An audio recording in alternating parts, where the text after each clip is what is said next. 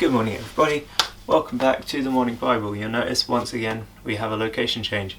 I would say sort of make your guesses where I am, but I'm just going to tell you I'm up in Inverness for a week and there's no Wi-Fi. So last week in your time there would have been no videos for the whole week. That's because I've got no internet up here. So the plan is I'm going to record a bunch of videos anyway and just upload them when I get back, so I'll be nice and ahead. But that doesn't really change anything about where we actually are in the Bible, so let's just jump straight into it. We're in Luke chapter 22. We're going from verse 54 today. So you remember before we read about Peter, sort of Jesus' prediction that Peter would deny him. So it was at the Last Supper. They were sat around the table and Jesus turns to Peter and he calls him Simon first off. He calls him by his former name, by his name before he followed Jesus. And he says, you know, the disciples are going to be sifted. That Satan has demanded that he have you, that he might sift you like wheat.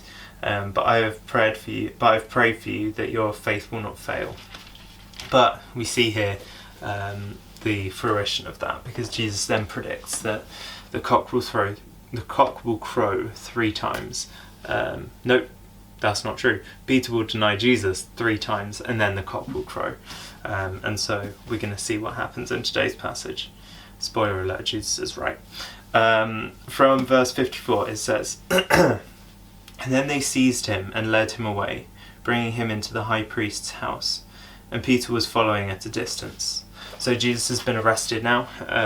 We finished off last video's passage with Jesus being captured and arrested from the Mount of Olives, and so Jesus is being taken to the high priest's house. So it's the temple officials who are arresting Jesus and they're taking him away. They're taking him to the house of the high priest, the guy who's in charge. And so Peter follows. It says Peter was following at a distance. And when they had kindled a fire in the middle of the courtyard and sat down together, Peter sat among them. So Peter's snuck in with these people. It doesn't say to us what the rest of the disciples are doing, it doesn't tell us where they've gone, but Peter's got the courage to follow and to see sort of what's going on, to try and see what they're going to do to Jesus. So Peter sits down amongst this crowd. But then a servant girl, seeing him as he sat in the light and looking closely at him, said, "This man was also with him." But Peter denied it, saying, "Woman, I do not know him." So Peter's sat by the fire, he sits a bit too close to the light and so you can see his face. And one of the girls who was there sees his face and goes, "Hang on a minute, he was one of the people who was with Jesus when we came to arrest him. He was one of the people who was following Jesus." And Peter says, No, it's not true, I don't know him. Woman, I do not know him. And a little later someone else saw him and said, "You are one of them." But Peter said, "Man, I am not." So again, he denies it a second time. Someone else comes to him later, it's a man this time, and says, "You're definitely one of them." And Peter says, Nope, not me. And after an interval of about an hour, still another insisted, saying, "Certainly this man was with him, for he too is Galilean."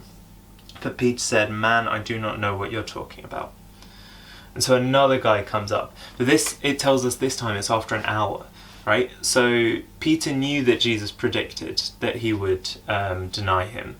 Peter knew this, he remembers this. This would only have been, earlier this evening, really. So Peter knows he knows the prediction. It still would have been fresh in his mind. And the servant girl comes and asks him and he denies it. And so you can understand he may have just in that moment been scared, had this sort of reaction of, no, it's not true, it's not me. But then someone else comes and asks him, and again he says no. And then he gets a period of an hour between it.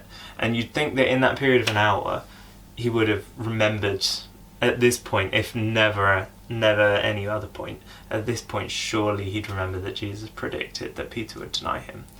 And so if he's remembered that prediction, which I would assume he has, maybe he hadn't, the Bible doesn't tell us, but I would assume that he had. And so assuming that he had, you've got to think that the last time that Peter denies him, it's an intentional thing. It isn't intentional in that he's turning his back on Jesus, he doesn't believe in Jesus anymore, he doesn't want anything to do with him. It's intentional in that his fear overcomes him in that moment. He's too scared, he doesn't want to face up to the consequences of what following Jesus actually looks like, and so he denies him at that point.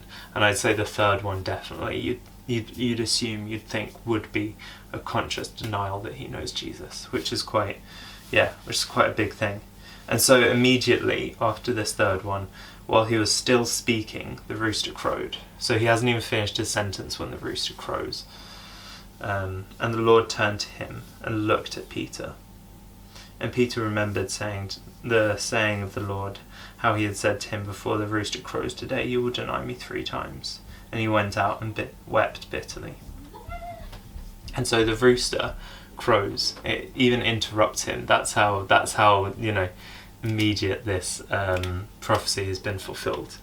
But Jesus is still there. Jesus is still near enough we don't know whether Jesus hears him deny him or whether Jesus just hears the rooster, but nevertheless Jesus is still near enough to turn and look at him. So Jesus hears the rooster and he turns and looks, and it's in that moment where it all hit Peter what he's done, where it all suddenly comes back to him. And so maybe he hadn't remembered Jesus' prediction before this third denial. He's had a crazy night, he's had a lot going on, maybe he had forgotten, but in this moment he remembers and it hits him full force what he's just done. And so he went out and he wept bitterly. So at that point he leaves. He's stuck sort of by this fire near Jesus as part of this crowd throughout the night as people have been coming and interrogating him.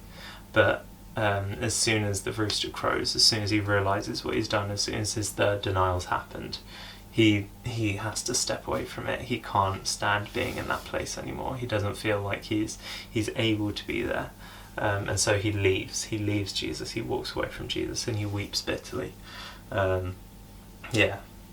It's a hard passage to read, because you think Peter out of all the disciples is the one who has the most rock solid faith, but it just goes to show that actually, people aren't perfect. People really aren't perfect, and we fall short, and there are definitely times where our faith is lacking, but actually it's what we do in those moments that matters. So if you're Peter, what do you do now? Do you just give up? Do you walk away entirely? Or do you turn back to Jesus? Do you come back to Jesus with renewed strength, with a sort of renewed faith, with a determination not to let something like this happen again? That's the kind of challenge we get, and we'll see later on exactly how Peter is welcomed back into Jesus' company. But that is a video for another time. For now, I will see you later. I hope you all have a wonderful day. Much love. Bye bye bye.